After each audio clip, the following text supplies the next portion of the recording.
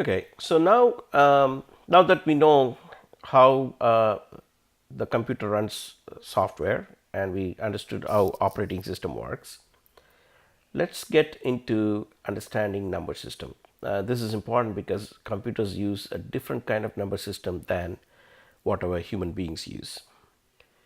So let's start with a regular number, 14,567.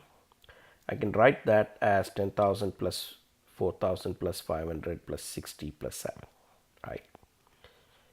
And that I can write it as 1 multiplied by 10 to the power of 4, 4 multiplied by 10 to the power of 3, etc.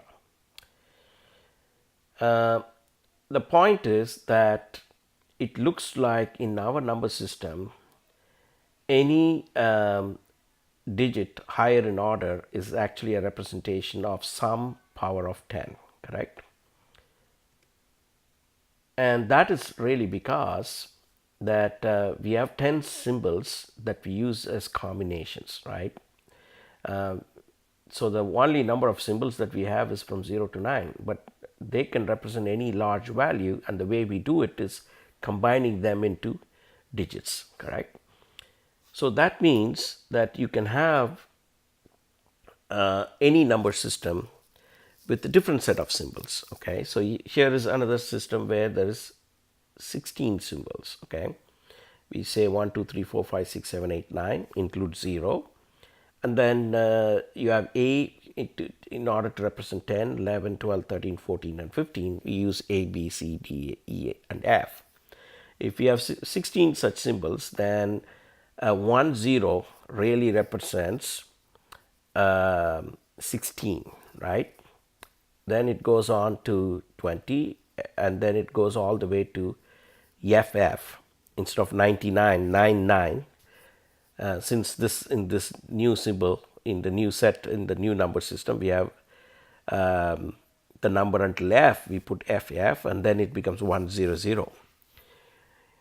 So if that's the case, you take the number FF, F is 15, right?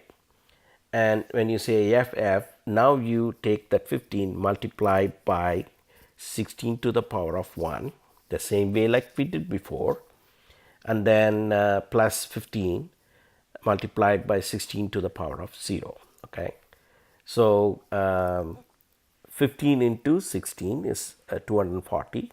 16, anything to the power of 0 is 1, and so 15 into 1 is 15. And so FF actually represents 255. Okay, so you can have number system whichever way you want. You can have how many ever symbols you want. That's the point I'm trying to make, right? Now this number system is a real number system. We use it in computer science a lot. It's called as a hexadecimal number system. Okay, hexa means 6, deci means 10. So now let's come to a point where, okay, what if I have only two symbols? So then I can write like 0 and 1, and I don't have a 2, so I just put 1 0, then 1 1, then it becomes 1 0 0, 1 0 1, etc. Right?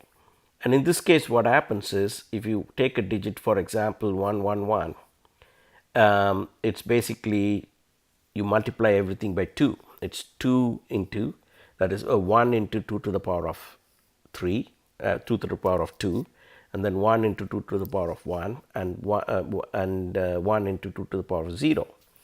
The same way like we did before, we can find the actual value by multiplying it by 2 powers of 2. Okay. Now this system is called the binary number system. Okay. Now computers use binary number system, and we'll see why they use binary number system, but that's what we need to remember. They use this binary number system. It's kind of weird, but I'll explain why it does it. Computers are machines, right?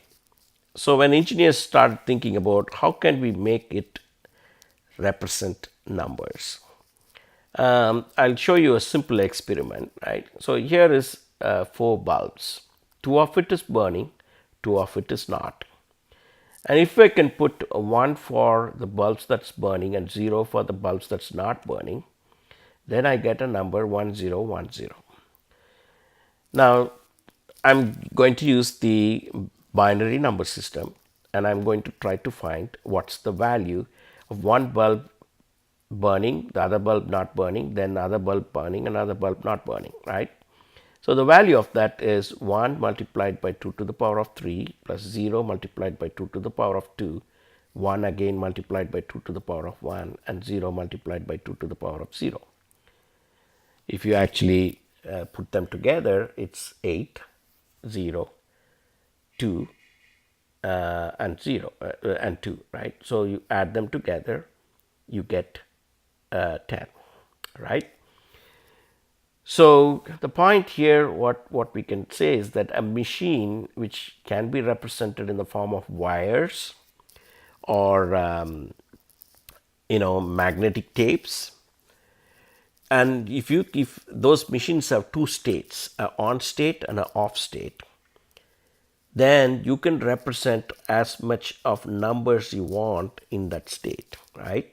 And once you know how to represent numbers, then you can make the machine to calculate. You can ask the machine to add two set of signals and come up with an answer, which is also some sort of electric signal, right?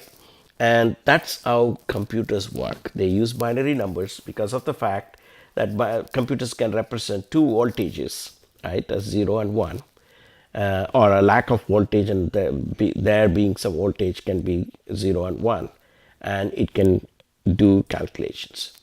So in the electronic world, in the computer world, in the storage device industry, everywhere there will be these two state systems which represents data. Okay.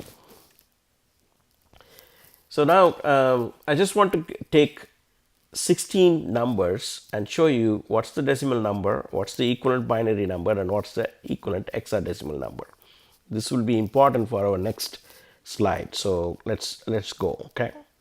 So as you see that as the numbers increase, the binary numbers are always zeros and ones, right? And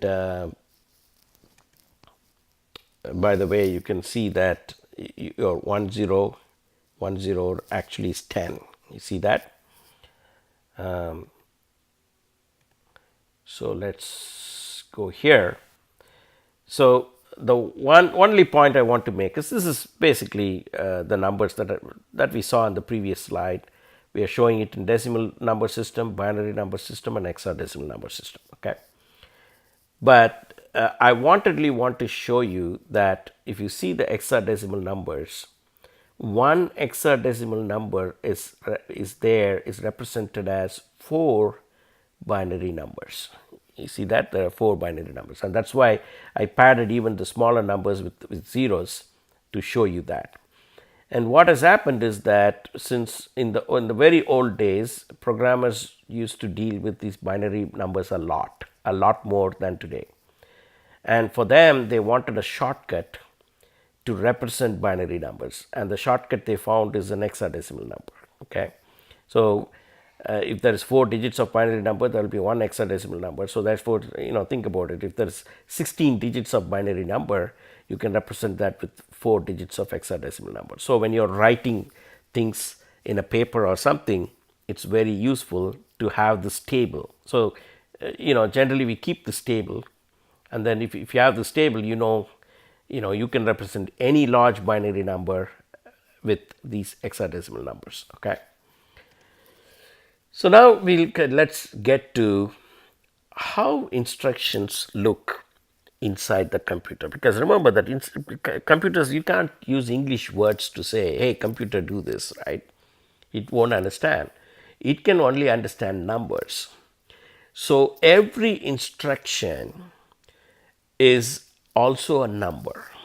So if you want the computer to add, the operation add is actually a number that the CPU manufacturer sets it up.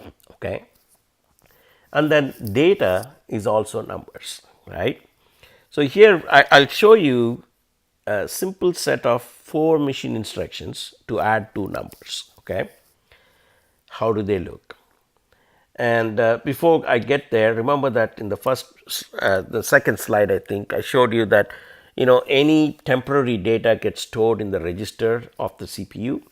There is one such register. I mean, there are some general purpose registers, and then there are some special registers. Okay, one register is usually called an accumulator, and the accumulator register is a very interesting register where you throw a number in and you throw another number in, both the numbers will just get added, and then you throw another number in and it will get added. Okay, and again, all these things are done as electronic trickery. Okay, you throw some zeros and ones, and then you throw another set of zeros and ones. There are circuits inside this accumulator register which will add them together. Okay, that's kind of how things work.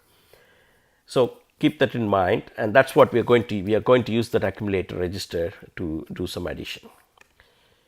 So very, very important. When you're instructing the computer, the one important thing that we need to remember is there is memory, and in the memory, the way we use memory in the computers is that each part of the memory as an address. It's called as a memory address. Okay, so our instructions themselves, each piece of instruction will be stored in some part of memory. Okay, and then there's also data that you'll store in some parts of memory, and all of these have memory address. So as a programmer, we need to know memory address to start with. Okay, and I've just made up some memory address, but this is kind of how it will be.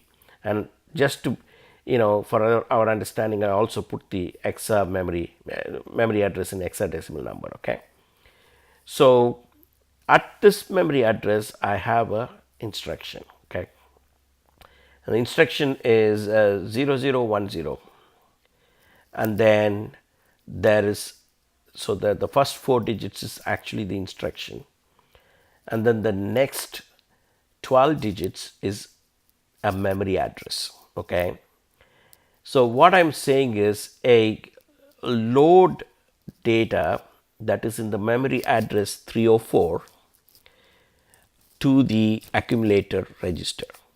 So 0010 is actually load something to the accumulator register. And what should you load? Then I provide a memory address. I say that load whatever is there in this memory address to this accumulator register. The next step, then I say, okay, so now go and pick up some data which is in memory address 305, and again throw that into the accumulator. And when you throw that into the accumulator will add them both.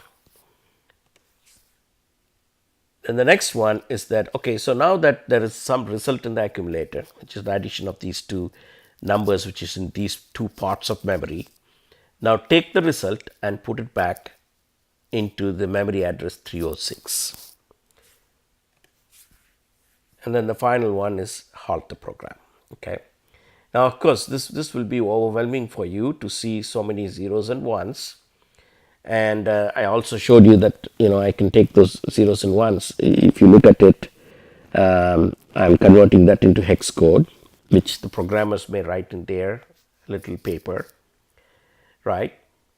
And this is a program, and then the memory addresses 304, 305, and 306, I'm just showing it here, they actually contain data, right? The memory address 304 contains a decimal number 4927.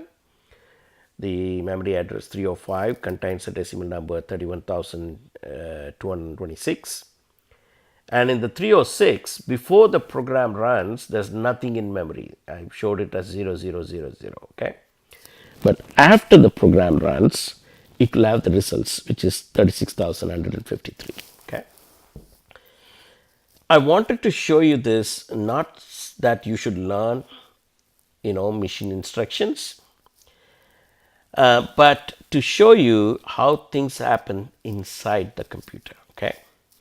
And there's a long history. I mean, in the days when computers were new, people actually coded this way. They actually entered instructions to the computer this way, right?